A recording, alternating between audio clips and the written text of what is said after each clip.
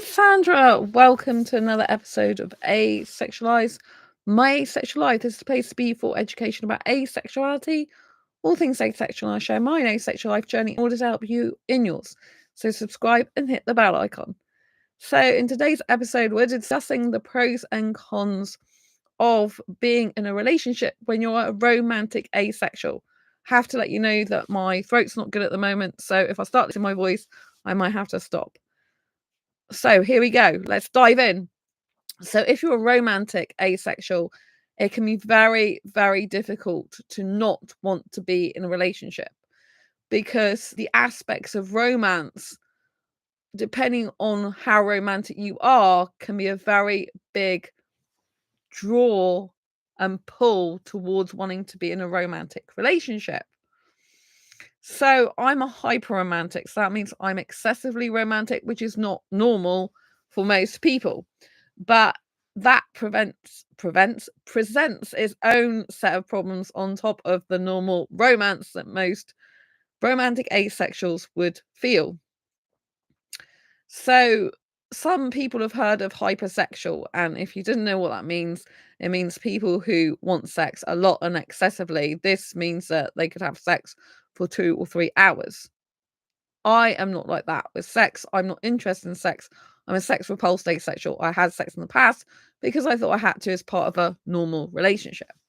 I've been happily sex free now since October sometime in 2011. So we're in 2023 now.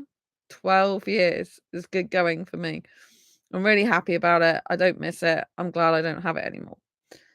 However, when you're a romantic person and you really do crave a relationship sometimes, there can be disadvantages if you're a sex repulsed asexual like myself, because a lot of people who, for example, are heterosexual do want sex. So one of the major cons, if you like, of wanting a romantic relationship is a lot of the time, most people who you get involved with will want sex with you. And if you don't like sex whatsoever and it repulses you, this makes the pool of people you could possibly have a relationship with a lot smaller and therefore more difficult to find. It's not impossible. I know asexuals who are romantics and they're in relationships. Well, they're actually 2 of them I know are married to other asexuals that are sex repulsed. So these are people that are married without sex, as far as I know. So it can happen. You can find the right person for a relationship. However, if you'll find it really difficult and you're struggling as a romantic asexual, there could be a number of different reasons for this. One is that you're not really that attracted to other asexuals. I personally find myself, I'm not that attracted to other asexual guys. And the asexual guys that I might be attracted to or am attracted to, they're either not in the UK where I live and I don't want to move, or they prefer someone around their own birth certificate age. Whereas heterosexual guys don't seem to care about birth certificate age. So it seems bizarre to me that if sex is not involved, that people are not so interested in an older girl, but if sex is involved, they're really interested in it. I find that a bizarre concept, but there you go. And there are actually a lot of asexuals that are younger anyway. Like predominantly, there are a lot of asexuals in their 20s in groups. So you find that people with older birth certificate ages, unlike myself, who likes a younger guy, there's a lot of older asexuals in the groups. Well, I say lot, there's not a lot by comparison to with the people in their 20s, for example. But there are a number of older asexuals that don't actually like being in a relationship or dating with someone who's much younger than them, if younger at all. Some of them like the same age or older. So that makes it difficult if you're an older romantic asexual who doesn't like a younger person for a relationship, does mind an age gap, because if you mind an age gap, again, it reduces the pool of people. So if you're older asexual, you might want to consider being with a younger asexual. And if you're a younger asexual, you might consider or want to consider being with an older asexual, because then you have got more choices. If you're romantic in nature, you probably long to hold hands with someone, to kiss someone, to cuddle someone, and to actually be physically close with someone.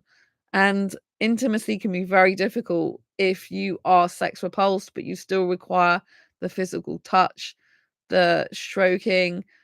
And if you like a lot of physical intimacy without the penetration, without the sex or any form of sex, that can be hard to get, right? As asexuals, we still crave connection a lot of the time, and a lot of us still crave physical affection. And when that is not forthcoming without sex, it can feel really cold, distant, like you're longing for something you can never have. You're wanting something that's out of reach, and it can feel closed off. It can feel a bit lonely, shut off, and isolated. So I want you to know that I really understand where you're coming from. I have the blessing of being able to be free of social anxiety these days, which I've worked hard to get over the years. I was socially anxiety induced for absolute years. I still have anxiety, strong anxiety, but not socially anymore. And because I don't have social anxiety anymore, it means I can go out in groups. It means I can go to clubs, I can go by myself in nightclubs, and I can allow myself to kiss guys who I find aesthetically attractive, aesthetically hot, and who want to kiss me, who make moves towards kissing me if I want to and feel comfortable with them. Now, as a romantic asexual, that helps me to get my kissing needs met. It helps me to get my romantic needs met when otherwise they wouldn't be met unless I agreed to be in a relationship that wasn't suitable for me, wasn't right for me, friends with benefits scenario, situationship scenario, which is no good, unhealthy relationship, or one in which a guy cheats, right? So all of those is no good, right? You're better off being single and waiting for the right person to come along, if they do, then be in the wrong relationship. But equally, if you're an asexual person that does have needs that need to be met, then you might want to get them met in other ways than being in a relationship. There are cuddle groups. I personally would not want to go socializing in a group of people I don't know and specifically go and cuddle them. For me personally, cuddling is reserved for a romantic relationship or romantic dating scenario. However, I can go out into nightclubs and I can like be physically close to a guy in that scenario, because the guys who kiss me in clubs are ones that I would, if everything was like as I would like it to be, like as in they didn't need sex, they were nice guys, then that's a guy I would like to actually date or be in a relationship with. So for me, I wouldn't go doing that with just a friend, if you know what I mean, or a group of strangers that I'm not aesthetically attracted to or romantically attracted to. Do you know what I mean? Like, for me, if I'm kissing a guy, allowing a guy to kiss me in a club, it means something in that moment. I'm really attracted to him. Like, I wouldn't mind dating him. Like, I wouldn't mind being in a relationship if he was the right person, but usually they're not. And I've learned over the years that it's better for me personally, to allow myself to kiss outside of a relationship than not kiss at all and be kind of desperately seeking a guy to be in a relationship with just to kiss, or who isn't right for me, if you know what I mean. So although years ago I used to think, oh, I could never kiss outside a relationship, it's really wrong to kiss random guys, it's really bad, it's so terrible, I don't have that opinion for myself anymore, because I know from my experience, I used to think if a guy kissed me I should be in a relationship with him, and that led me down the garden path of being completely in the wrong situationship or relationship or dating scenario where I end up being with a guy who just wasn't suitable for me. Because just because a guy kisses you doesn't mean to say he's the right guy for you to be in a relationship with or healthy for you to be in a relationship with. Means that your hormones are basically going, oh, I like this person. There's chemistry with this person. Let me kiss them. Let me be with them. And that's all it is in the moment. You don't know if it's going to be anything more than that unless they keep in touch with you afterwards. And if the guy's after sex and you're not interested in that, they usually don't keep in contact with you, if ever at all, any of them, right? Because they're not suitable for you, right? But I made a conscious decision, 2019, I think it was, on this channel to allow a guy to kiss me outside of a relationship. And so if you're a romantic person and you've been single for a while and you're asexual, you might want to consider what other scenarios might be acceptable to you personally, and give yourself the permission to do whatever it takes to fulfill your own needs. Because it's much better than being desperate or lonely or upset and in pain trying to get the right person who's not forthcoming. So if you personally like being or going to cuddle groups, then maybe try them. I don't personally want to do that, but if you think you really need cuddling, you miss that physical affection, and you're not getting it from your friends, they don't agree with that, or the people you want to do that don't agree with it, and you want to try a cuddle group, then try a cuddle group, right? Obviously, like there are people who are professional cuddlers, so like people who love sex pay someone who's a prostitute to have sex with them because they need the sex. If you're a cuddler, I believe there's professional cuddlers that you can pay someone to cuddle you. Obviously, cuddle groups are usually free. Meetup.com might have some cuddle groups, Facebook might have some cuddle groups. There's certain places that you can go, sites like dating sites, but for cuddling, I believe, where you can go and actually meet up for cuddling with strangers, right? But there are professional cuddlers out there, as far as I know, that you can pay to cuddle you as well. So, there's always that type of thing. And, you know, if you're an asexual person who does want to try some sexual stuff, that's up to you. I know of one person years ago who was on ace-book.net, and they did try sex out, and they met up with guys in a hotel, specifically prearranged to have sex with them to see what the experience was like. I personally wouldn't usually recommend meeting up with strangers who you don't know to have sex with, but that's what they did. And I personally sex repulsed, so I'm not interested in that. But, there might be scenarios when you want to meet up with someone for kissing and romance, but just bear in mind to have strong and strict boundaries in place. So if you do find you want a friends with benefits scenario where you have a friend that does cuddle you, kiss you, and do romantic things with you, then you have to take that knowledge that it's a risk, that you might get hurt, you might get your feelings hurt, you might get attached to the person, when they're not attached to you because they need the sex. So you've got to understand the implications of that, right? So if you crave something and you're like, I haven't had a cuddle for like 4 years and I really need it, there are places you can go and things you can do to get those cuddles. But just know that it's probably going to be better if it is inside a relationship. But if it's highly unlikely you're going to be in a relationship for some time, or if at all, then it's better you get those needs met than not at all. Because why should you stop yourself having intimacy just because you're asexual, right? You don't have to do that. So, go and get your own needs met. I think it's a very important part of self-love. Very important part of self-love. Like, I would have worried years ago about kissing men and guys. I really am fine with it now. As long as I like it, I want it, and I'm happy with it. Obviously, I'm not happy kissing every guy that wants to kiss me. I'm like, no, I do say no to a number of guys. But, you know what I mean? It's good to get your needs met, and one of the cons of being single is you haven't got your kissing or romance or cuddling needs met on a regular basis. And this is really hard. So when I was going around the aquarium in Plymouth, one of the things that I found difficult was that there was an Indian guy there actually holding the hand of a British girl. And they were like, they were holding hands around the aquarium. And that made me feel I really miss that. I don't miss my last long term ex, but I do miss the amount of affection and kissing and cuddling and holding hands we did. And when there was a guy in the aquarium, an Indian guy with this British girl, at one point they were sat right next to me. And that was so difficult for me because I really like Indian guys. And I'm like, oh, I wish I was holding his hand. I wish I was kissing him. I wish I was like stroking his skin and hair.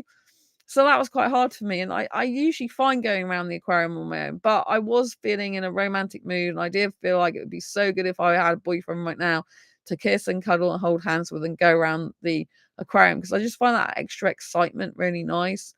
So, that is a difficulty when you are a romantic asexual and you haven't got a partner for a relationship. It's hard when you see other couples together who are holding hands, who are being romantic with each other, who can kiss whenever they want. And you're there thinking, oh my gosh, I just wish I had someone to kiss. And so I was finding it a little bit difficult. My hyper romanticism was activated. and I was feeling like I really do want kissing and cuddling. I miss that. I miss the spontaneity. Like, I'm a scheduling type of person in, like, terms of time, but with my last long-term ex, like, the spontaneity in terms of kissing, like, we would just kiss whenever we want to, which is most of the time, like, around aquariums, theme parks, zoos, and it was just very natural for us to both be like that. I did like the fact that that flowed well between us. We were very kissing compatible, very physically affectionate compatible, although obviously he was heterosexual and liked sex, and I wasn't really interested in that. In terms of kissing and cuddling and holding hands, that was all really good. That was a really good thing between us, and I do miss having that person where I can kiss and cuddle them and hold hands with them whenever I want. I miss that freedom in a relationship to be able to do that. I miss being able to do that whenever I feel like it. I miss having that person on tap, if you like, 24/7. Of course, they don't do that 24/7 with me. They have to sleep and stuff, but I didn't live with them in the end. So I just miss being able to have easy access to be able to do that with someone, and it be a regular one person, and someone used to love and be extremely attracted to, right? But he wasn't good for me in multiple other ways. So come back, which brings me on to being happy being single. So there are a bunch of good things about being single, is that, if you have someone who's not good for you, who is abusive in some ways, then obviously it's much better to be single in an abusive relationship. And just because some things are good in a relationship doesn't mean to say all of them are. And if there's abuse that takes place, really you need to not be in that relationship. I only say this now, looking back in the past, that I enjoyed the kissing, cuddling, and holding hands, because I like to think objectively about what was the good things about that relationship, if anything. And one of the good things was about kissing and cuddling and holding hands whenever I wanted to. And that person loved doing that as much as I did. And that was really important thing. And I haven't yet found a guy who's like that in an actual relationship with me. So it's hard as well, even with dates, like with younger guys. Some of the younger guys are fine to kiss and hold hands in public, and other guys don't like that. I'm like, I'm not interested. I lose interest as soon as they start saying stuff like that. But yeah, being single, obviously, you don't have to deal with any abuse in a relationship unless you've got abusive friends or other people in your life, in which case you need to be sorting out and getting rid of them. Having a word and getting rid, if they're no good for you. But what I'm trying to say is, if you're not in an actual relationship that's unhealthy or abusive, then of course you're going to be happier. You're going to have a happier life. You're going to be free of negative energy. You're going to be feeling much better about yourself. You're going to be like really a lot happier long term. You might be sad that you haven't got someone for an actual relationship, but you're going to be a lot happier in and of yourself. You can become a lot more independent, a lot more independently minded, having to rely on yourself, more self-reliant, and so you're a lot less codependent. The danger of being in a relationship is you can become codependent, so you become reliable on that person in an unhealthy way. So by being single and practicing being single and practicing being happy being single, and having to take care of yourself more, live on your own, pay your own bills, seek your own happiness out, seek your own support and enjoyment out, you become a lot more whole as a single unit of life. The more you self-date, the more you gain confidence. The more you gain confidence about being by yourself and speaking out for yourself, the more competency you'll have in your life in those areas, and the happier you'll be in the long term. So it's really important to understand yourself. And when you are by yourself and not in a relationship, it's better for you because you don't lose yourself usually so much, at least in being single. Like when you're in a relationship, you can lose yourself a lot because you can be wanting to please the other person, wanting to do some of the things they want to do, or having to compromise and doing more things that they want you to do and they want you both to do in the relationship. You can get very tied to that person. Whereas when you're on your own and single, you can have a much more active social life. Your interests and your day life can vary, and you can have diverse portfolio of interests and hobbies. You have a lot more time to do things that you enjoy in your life because you're not stuck with another person and have to compromise or work around them, or do what they want, you know what I mean? It's a lot more freedom as a single person. Also, for me personally, as a romantic asexual, you know, like, I can get my romantic needs met when guys who I'm asexually attracted to want to kiss me in clubs, and I can have a variety of guys. I don't have to stick to the one person. So that means I can have different life experiences with different guys, different intimacy experiences, different kissing experiences. And so that is a huge benefit of being single. And it's good because it means I can kiss any guy in the moment at a club who I wish to kiss.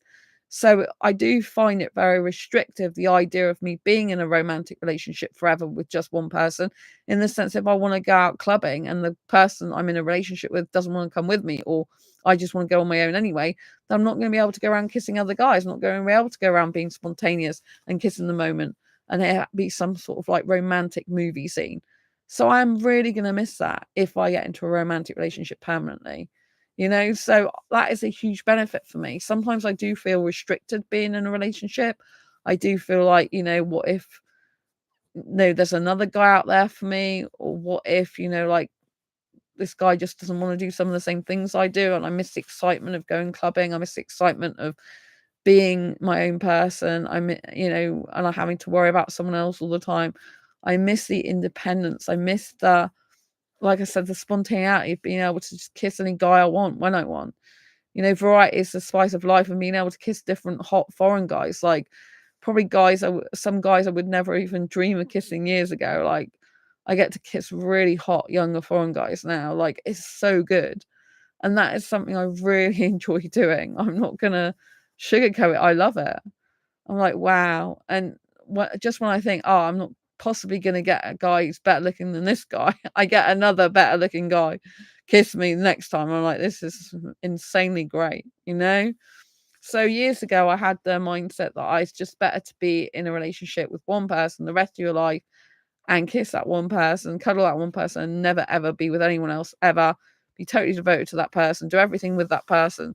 And some of those things are good, but the other thing is like it's not so good if you're just restricting yourself all the time.